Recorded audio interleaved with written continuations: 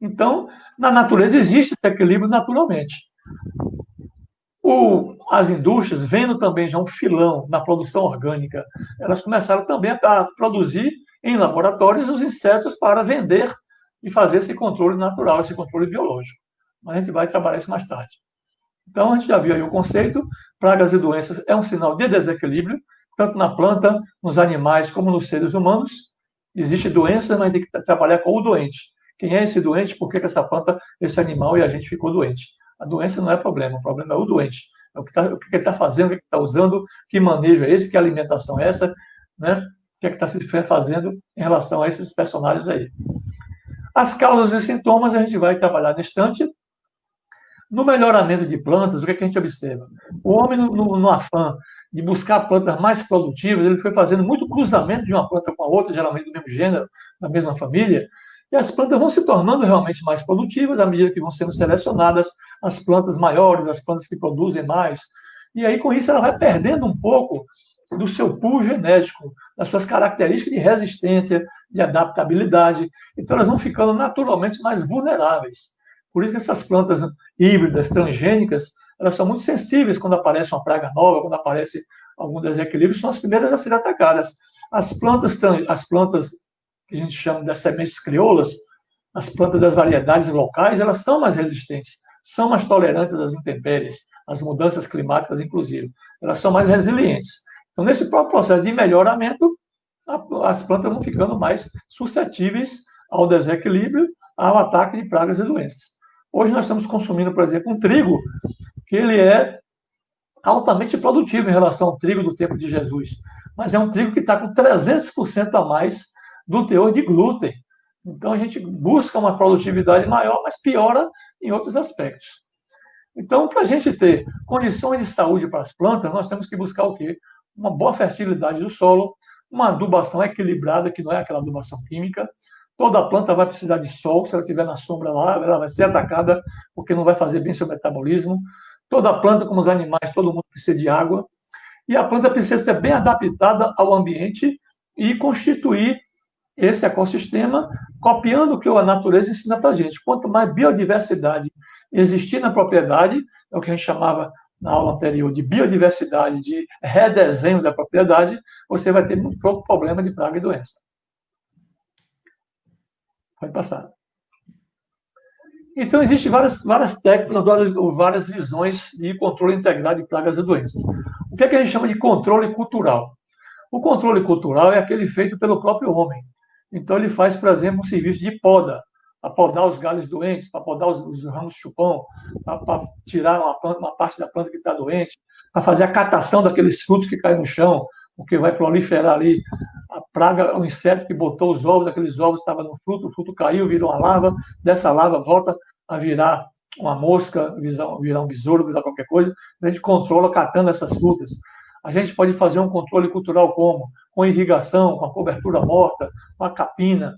Então, todas essas práticas que o homem faz, a gente chama práticas culturais. O que é que a gente chama de controle biológico? Foi o que eu falei há pouco. É quando a gente usa o conhecimento de multiplicar os insetos benéficos, chamados os predadores, ou alguém, quando já está numa agricultura mais comercial, coisa e tal, às vezes até compra, né, alguns tipos de patógenos, alguns tipos de vírus, de bactérias, de predadores, para jogar na área e eles fazerem esse controle. Na agricultura camponesa, na agricultura familiar, nós não vamos pensar em comprar insumo de fora da propriedade. Nós vamos criar um clima favorável a que os predadores apareçam, que os passarinhos apareçam, que os sapos, os predadores, as lagartixas, ou seja, todos os predadores convivam em perfeito equilíbrio com os outros insetos. O controle químico, que não é o caso aqui do agrotóxico, na produção orgânica, a gente trabalha com controle químico usando extratos de plantas, que tem a parte química desses extratos, que a gente chama fitoquímicos, e a gente pode lançar mão, que a gente chama de defensivos naturais. Vamos falar, por último, de várias alternativas que nós temos de uso de plantas inseticidas, de plantas que a gente pode fazer extratos, inclusive, quando eu falar de homeopatia, que a gente pode fazer também preparados remédios homeopáticos das próprias plantas inseticidas. E nós temos também, ultimamente, esse recurso fantástico que é a agro-homeopatia, onde eu posso lançar mão de um conhecimento fantástico. Eu posso combater um inseto usando o próprio inseto, combater uma doença da planta usando a própria parte doente da planta. A gente chama isso de nosódio, ou isopatia, que é o controle pelo semelhante. Mas a gente vai chegar lá. Alguns preparados que a gente costuma usar, principalmente quando a gente fala em defensivos naturais, são esses aí. A infusão é quando a gente pega um produto e bota para esquentar na água. A água esquenta, a gente ferve a água, tira do fogo e mergulha o que você quer colocar dentro dessa água e abafa, né? Tipo um chá, como a gente costuma tomar chá. Mas não é muito comum essa infusão para fazer os defensivos, não. A maceração já é mais usada. A maceração é quando você pega, por exemplo, um molho de folhas de nim, né, e faz uma maceração. O que é a maceração? Esfregar, né, num balde com água, numa bacia, num balde, em qualquer recipiente, para esfregar esse material vai soltar ali a seiva, vai soltar ali o esgarçamento do tecido vegetal, vai ficando aquela coloração diferente já na água. E a gente deixa aí de molho uns 2 a 3 dias, se pudesse ficar até mais tempo, melhor. Geralmente, nesse processo de maceração, a gente sempre usa um pouco de álcool. Por que a gente usa o álcool? Porque o álcool ele é um fixador. Então, quando a gente usa álcool, é recomendável também cobrir a vasilha. Então, a gente bota dentro do vasilhame e fecha, para o álcool não exalar. Então, esse álcool fixa mais, é como se fosse uma conserva. Ela segura mais o veneno da planta nesse estado. A decocção é quando você já tem um material resistente. Por exemplo, se eu tenho uma casca de angico, eu quero fazer um inseticida que é excelente para lagarta, para vários tipos de insetos. Essa casca ia ficar ruim para macerar, porque eu triturar ela. Então eu lasco ela, corto em pequenos pedaços e boto para cozinhar. Essa decocção aí já não é aquela água fervente que eu tiro do fogo e tampo, não. Aí eu vou cozinhar mesmo, que é para tirar mais o produto químico que tem ali dentro daquela casca do angico. Então a decocção é você ferver o material. Você tem a vez, você está até com pressa de usar, não dá para esperar 2, 3 dias, 5 dias, uma semana, você faz da decocção. Então você cozinha aquele material e já pode coar, jogar no pulverizador, diluir e usar. A fermentação já é uma estratégia que a gente usa também na produção orgânica, inclusive para controle. Eu vou falar mais tarde do EM. O EM são micro-organismos eficazes, que é um processo que a gente vai fazer a coleta dos micro-organismos e nós vamos multiplicar ele com água, com açúcar, e ele vai passar por esse processo também de multiplicação, de ativação dessa vida microbiana. Você já deve ter visto falar, eu falei também a vez passada, do biofertilizante. Também tem o chorume, é um processo também de fermentação. A gente coloca o esterco com água, pode acrescentar mais produtos dentro, fazer um biofertilizante enriquecido, e você tem agora uma fermentação que passa de 21 dias, no máximo 30 dias para as regiões frias, regiões quentes, 21 dias já está pronto. Então, esse fermentado é bom também porque aumenta a biodiversidade quando a gente joga esses produtos fermentados na plantação. E aí geralmente demora um período maior. Bom, vamos entender agora por que aparece praga e doença. Então a gente vai estudar aqui agora as causas do aparecimento de pragas e doenças. Então, se eu não quero ter praga e doença, a primeira coisa que eu tenho que tomar cuidado é com a fertilidade do solo. Você deve se lembrar que na aula passada eu falei de várias práticas que eram proibidas na legislação dos orgânicos. Já não se faz mais porque a gente sabe que ela prejudica o solo.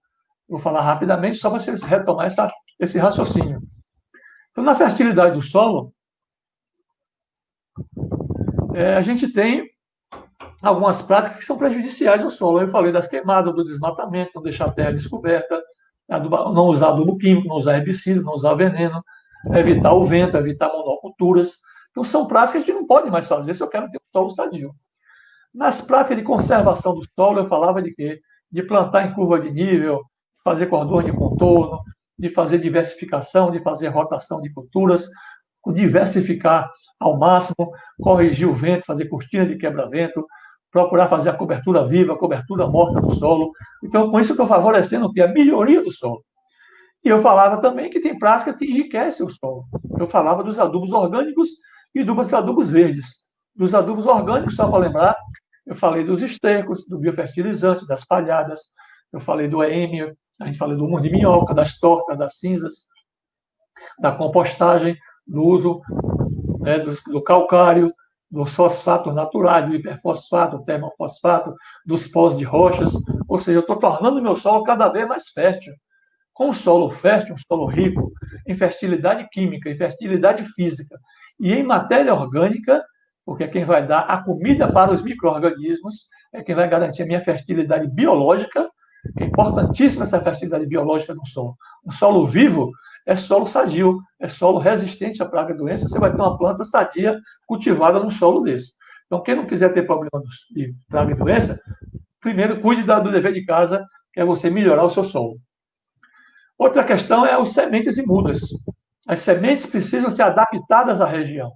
Eu não posso querer pegar uma semente de uma planta que gosta de um clima frio e querer cultivar lá em Juazeiro, na região bem quente. Essa planta pode até crescer, mas ela vai ficar mirrada, ela vai ficar sujeita a ataque de praga, de doença, porque ela não está bem adaptada.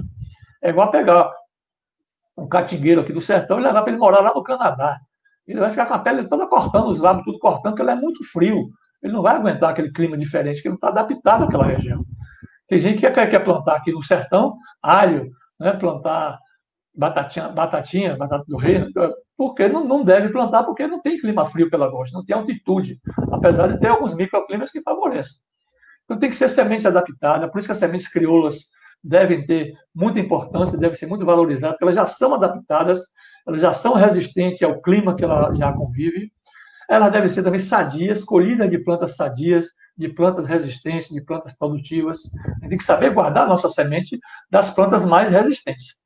As mudas também têm que ser mudas, seja de pé franco, seja enxertada, mas mudas sadias. Às vezes o agricultor compra uma muda de um viveiro que não é bem credenciado, de um viveiro, até aqueles carros que chegam vendendo mudas na cidade, ela já vem doente, ela já vem trazendo pragas. Você compra raquetes para plantar palma, você nem olhou, mas já tinha ali a cochonilha, já tinha pulgão. Então a gente tem que ter muito cuidado com a saúde dessas mudas, dessas sementes. Devem ser sadias. De preferência, a gente mesmo produzir nossas mudas, seja de hortaliças, seja de frutíferas, seja de plantas ornamentais. O bom é você produzir suas mudas com um bom substrato, principalmente um composto orgânico, que você tem certeza do que está produzindo. O pé franco também é muito mais resistente do que planta enxertada, né? Aí é outra história. A nutrição da planta está dentro da fertilidade, mas a nutrição que significa o quê? Que a planta precisa ser bem nutrida. Se a planta não está bem nutrida, se o animal não está bem nutrido, se a gente também não tiver uma alimentação equilibrada, nós vamos ter o quê? O excesso de nutrientes, o excesso ou carência de nutrientes. Então, essa nutrição tem que ser equilibrada. E a adubação orgânica, ela é equilibrada, porque ela tem matéria orgânica, ela tem muitos outros minerais. Eu falava do pó de rocha, que tinha até 85 minerais. Ana Maria Primavera fala que as plantas precisam de, no mínimo, ela chega até de 35 a 47 nutrientes, e naquela adubação convencional só se usa mais a NPK e o calcário, que é cálcio, magnésio e enxofre, quando é o calcário dolomítico. Tem uma adubação baseada em apenas 7 elementos. Então, é uma planta desnutrida, é uma planta carente de minerais. Por isso que quem está comendo essa planta está ficando doente, porque é um alimento oco, um alimento vazio. Por isso tem muita gente com deficiência em minerais, até em micronutrientes, que não está encontrando mais na comida. Aí vai encontrar na farmácia, vai buscar na farmácia as vitaminas que deveriam estar nos alimentos se fossem cultivados de forma orgânica. Então, a gente vai ver na estante uma teoria chamada trofobiose, que mostra diretamente a relação da nutrição da planta com o aparecimento de pragas e doenças. A variedade tem que ser bem adaptada à região, já falei, assim como os animais também. Um animal da caatinga, do semiárido, tem que ser um animal que veio da Índia, que veio da região quente também. Você pegar um animal que veio de uma raça pura, de um clima frio, de um clima temperado, e jogar num clima muito quente, ele vai até produzir leite, mas se ele produzia 30 litros de leite na região dele, aqui na Caatinga vai produzir 15, vai produzir 10, sofrendo muito calor, muito cansaço, vai gastar muita energia, porque não é o clima dele. Assim também são as plantas. Nós não podemos inventar a roda, nós temos que trabalhar com o que a natureza, com o bioma, nos ensina. A planta também não pode passar por estresse. Aí alguém podia dizer, esse cara é doido, planta estressada? Sim, a planta também fica estressada, como o animal também fica estressado, e a gente também está ficando estressado, e não deve, senão fica doente. Qual é o estresse que a planta pode sentir? Então, a planta pode sentir estresse, por exemplo, com deficiência hídrica, com a seca. Ela vai produzir menos, ela vai ficar mais suscetível ao ataque de praga e doença, porque ela está fraca, ela está mal nutrida, ela está mal adaptada, ela está sofrendo essa intempérie aí da falta de água. Pode também ter excesso de água, excesso de chuva, sem ser uma boa drenagem do solo, ela vai ficar embebedada, as raízes pode até apodrecer, a planta vai ficar amarelada, porque ela está numa diversidade. Ela quer água na quantidade certa, nem menos e nem mais. Qual é outro estresse que a planta pode sentir? Eu falava para vocês que a terra não deve ficar descoberta, porque senão ela fica aqui, ela pode esquentar o solo, a temperatura aumenta e acima de 35 graus centígrados, no solo quente, a planta paralisa o crescimento. Isso significa o quê? Que ela vai ficar também mais sem defesa imunológica, sem resistência, sujeita a ataque de pragas e doenças. Então, a temperatura alta do solo vai favorecer a praga e doença, porque a planta vai ficar estressada. Qual é outro estresse que a planta pode passar? Eu lembrava vocês também do vento, estão lembrados? O vento assoprando direto no solo, ressecando o solo, e tirando a umidade também das folhas das plantas, e até balançando a planta fica estressada. Então, tudo isso é estresse. Até a ação do homem, o homem também estressa os animais, como também estressa as plantas. Eu vou falar da estresse da questão energética. Tem gente que tem uma energia positiva e ele ajuda até a planta com a sua vitalidade, com suas preces, com o seu pensamento positivo, com seus sentimentos elevados.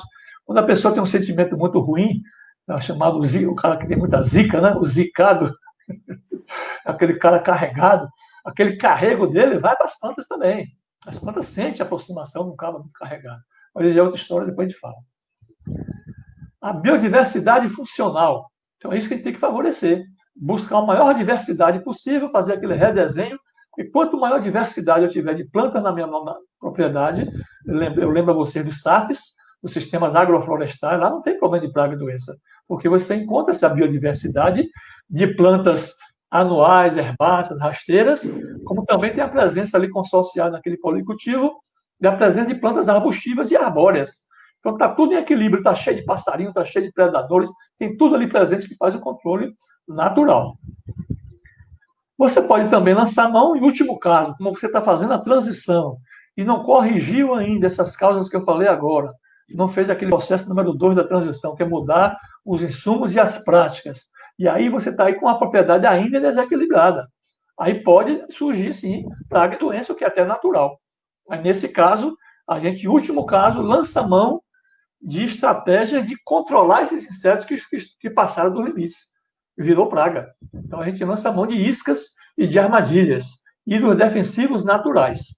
Eu vou deixar para falar isso aqui por último, que eu vou falar também primeiro dessa outra questão final aí, que eu estava falando no instante, da questão energética.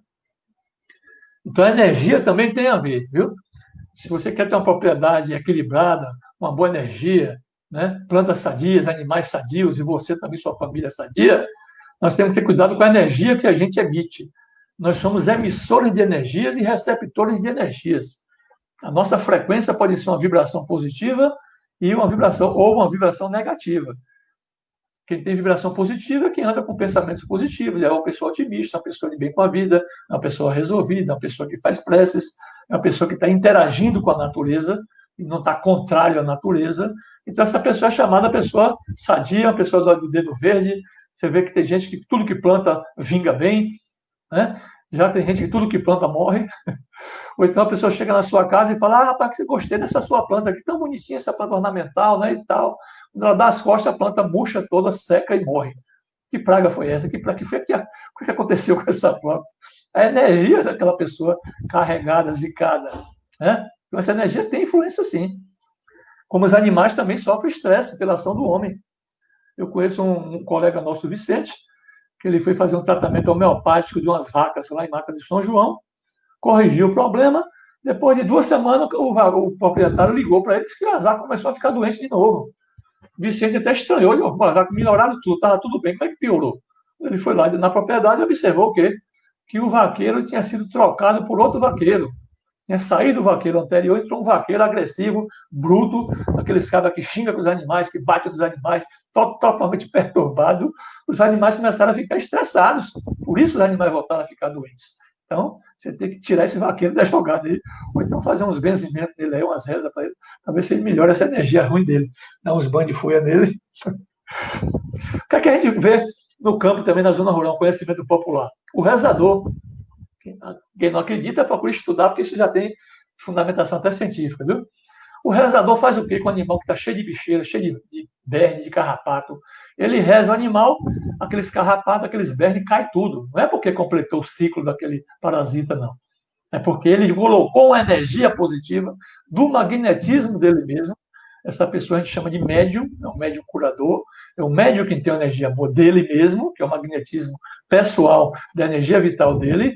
Geralmente, como ele é médium, ele não está sozinho, ele tem também espíritos amigos que trabalham com ele também, como todos nós temos, espíritos amigos, guia protetores, anjos da guarda, como queira chamar. Não estou querendo contrariar nenhuma crença, nenhuma religião de vocês, eu respeito todo mundo, mas infelizmente ou infelizmente, eu estou aqui para falar o que eu conheço, o que é verdade.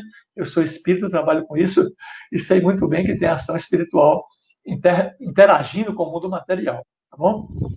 Bom, e tem também a questão da homeopatia. A homeopatia trabalha justamente nesse princípio, trabalha na questão energética, porque todo ser humano, todos os animais, todas as plantas têm um campo vital, tem um campo de energias. Na verdade, nós somos esse corpo aqui, não. Nós somos um espírito, nós somos uma alma. O animal também tem um corpo vital. Então, o rezador, ele passou a energia dele para aquele campo energético do animal, por isso que ele reequilibrou a energia do animal e os parasitas teve que sair, porque os parasitas estavam ali porque a energia estava baixa. Os parasitas sabem que a energia foi reequilibrada. A homeopatia ela vai reequilibrar também o campo magnético, a energia vital, seja do homem, dos animais ou das plantas, para a planta melhorar sua defesa imunológica, sua resistência. A radiestesia, não dá tempo para a gente falar, vai ser já uma outra aula, é uma questão interessantíssima. A gente trabalha com a questão do pêndulo.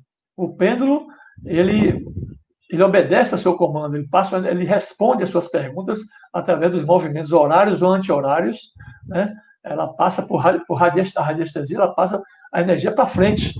O comando que você dá ali pelo pêndulo, você pode pingar até medicamentos homeopáticos no mapa da propriedade, e aquele medicamento, por ressonância magnética, a energia vai até a propriedade fazer o efeito que você colocou ali na memória do medicamento.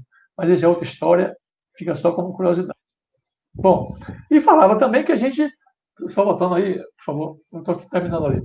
As iscas é quando você usa, por exemplo, placas de coloração amarela, de coloração azul, que você pode até pintar alguma coisa, alguma cartolina ou alguma garrafa, qualquer coisa que fique com a tonalidade amarela ou azul. Eu até costumo brincar o amarelo de Oxum, o azulzinho de. O amarelo de Oxum, o amarelo de Oxum e o azul de Iemanjá, porque essas duas cores têm preferência dos insetos voadores. Então, os tripes, né? Alguns insetos que gostam de voar, as moscas, elas gostam dessas duas cores. Então, você passa o quê? Um óleo vegetal, que pode ser até óleo de soja mesmo, e ela vai ficar grudada naquelas placas. Aquelas placas servem para diminuir a infestação dos insetos. Qual é a outra alternativa que a gente tem? As armadilhas. Então, a gente tem armadilhas luminosas, a gente coloca fora da propriedade para atrair os insetos de hábitos noturnos, voadores, que vão ser atraídos pela luz e vai ficar dando volta em volta daquela luz, se bate nos anteparos e cai dentro de uma bacia que a gente coloca com água e com um pouco de óleo, que aquele óleo ali o inseto vai cair dentro daquela água, com aquela película de óleo, vai grudar as asas, ele não vai conseguir mais voar e vai morrer, ficar mergulhado e afogado dentro daquela água. Também tem armadilhas com garrafa PET, onde vocês vão ver nas certas fotografias, a gente faz um furo dentro das garrafas, bota um pouco de suco e pendura nas árvores frutíferas, os insetos vão ser atraídos por aquele cheiro, vão entrar pelos orifícios e vão ficar afogados, porque eles entram, mas não conseguem sair. Então, essas estratégias de armadilhas e de iscas é como se fosse um controle cultural. É uma estratégia de atrair os insetos para a gente capturar e diminuir a população infestante deles. Os defensivos naturais eu vou falar na frente aí, vamos deixar para o último que a gente vai falar deles aí. Bom, eu vou mostrar para vocês aqui agora, nesse próximo slide, o que a gente chama de teoria da trofobiose. Quem criou essa teoria foi o Francis Chabousseau, é um pesquisador francês, e ele diz o seguinte: vocês estão vendo a raiz da planta aí, essa árvore não está muito bem desenhada, é claro, não sou muito bom desenhista, por isso que eu já fiz isso até para ganhar tempo. Na parte das raízes, quando você usa adubos químicos, que são altamente solúveis, a planta puxa muito desses adubos que estão em excesso. Então, ela absorve muito esses minerais e manda lá para as folhas. Uma parte vai ser absorvida pelas plantas, pelas folhas, outra parte vai ficar livre na seiva da planta. E é justamente essa seiva carregada de muitos nutrientes que é o alimento preferido pelos insetos, chamado de pragas. Então, essa planta, com esse desequilíbrio nutricional, com esse excesso de ureia, com esse excesso de NPK, né, vai formar ali na seiva o que ele chamou de açúcares redutores e de aminoácidos livres. Então, a planta fica ácida. Isso também ocorre com nós seres humanos. Se você come, por exemplo, muito carboidrato, muito açúcar, o que acontece? Você fica até com diabetes, com muito açúcar da glicose no sangue, você fica com muitos aminoácidos livres aí que ia formar a proteína, mas está sobrando aminoácidos livres, e você fica com sangue ácido. E a maioria das doenças hoje é provocada pelo quê? Pelo sangue ácido. E o que é que faz sangue ácido no nosso ser humano? Falando do homem para voltar para as plantas, o que provoca acidez no nosso sangue humano são os carboidratos, são o açúcar refinado, é o álcool, né? Alimentos cozidos, né? É bebida alcoólica, tudo isso está acidificando o nosso sangue. Então a gente tem que repensar nossa alimentação para a gente não ter o sangue ácido. Porque sangue ácido, inclusive, é até mais sujeito, inclusive, ao ataque de pernilongo, de mosca, de mosquito, de muriçoca, quem tem o sangue mais ácido. Então nas plantas não é diferente. A planta fica desequilibrada. Então vocês estão vendo os tijolinhos aqui do lado direito, no canto inferior.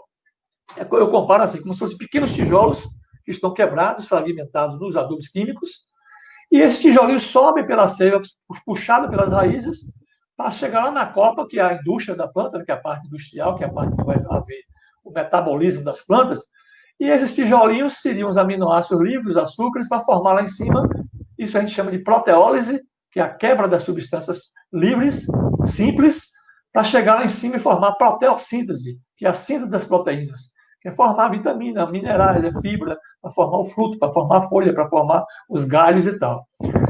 Quando a planta está desnutrida, essa proteólise predomina sobre a proteossíntese, ou seja, tem muitas substâncias livres na planta sobrando. É isso aí que é o prato predileto dos insetos. Tá bom? Explicou agora por que as plantas cultivadas no sistema convencional, no adubo químico, chamam os insetos, e o adubo químico é irmão de agrotóxico. Chama o agrotóxico. Por quê? Porque vai aparecer pragas. Quando aparecem as pragas, você faz o quê? Usa veneno. O veneno mata 80%, 90% das pragas, mas vai sobrar sempre uma população que vai ficar resistente àquele inseticida. Aí vai ter que usar outro inseticida, aí as pessoas chegam ao ponto, como eu vim a dizer, de usar o que é chamado coquetel. Eles usam 4, 5 tipos de veneno de uma vez só para ver se mata o inseto. Está prejudicando mais ainda o meio ambiente. Os insetos estão adquirindo mais resistência, está usando cada vez mais veneno, gastando cada vez mais dinheiro, envenenando mais o solo, mais o ambiente e ele também, e o plantio dele. Agora, quando você usa adubos orgânicos, que não tem essas substâncias livres, como é o adubo químico solúvel, a planta puxa do solo o que ela precisa, sem haver esse excedente. Por isso que a planta não cresce tanto como cresce a outra no sistema artificial da adubação química solúvel. Então, tudo que ela puxa para debaixo da raiz, ela produz a reserva lá em cima. Então, não fica sobrando açúcares livres, aminoácidos livres, açúcares redutores, a planta não fica ácida. A planta fica equilibrada, harmonizada, ela produz seus hormônios, ela produz suas substâncias que lhe garantem resistência, que lhe garantem imunologia. Então, essa planta é mais resistente, né, cultivada no sistema orgânico, do que a planta cultivada no sistema artificial. Não sei se deu para vocês compreenderem aí, mas depois vocês podem perguntar lá na frente, que a gente esclarece melhor essa teoria, que veio dar uma grande contribuição para a gente entender por que o sistema convencional tem tanta praga e doença que não tinha isso no passado, quando nossa agricultura ainda era orgânica. Até a distância é uma adaptação das atividades de assistência técnica e extensão rural do Bahia Produtiva, projeto do Governo do Estado da Bahia por meio da Secretaria de Desenvolvimento Rural do Estado da Bahia, executado pela CAR, Companhia de Desenvolvimento e Ação Regional, com recursos provenientes de acordo de empréstimo com o Banco Mundial.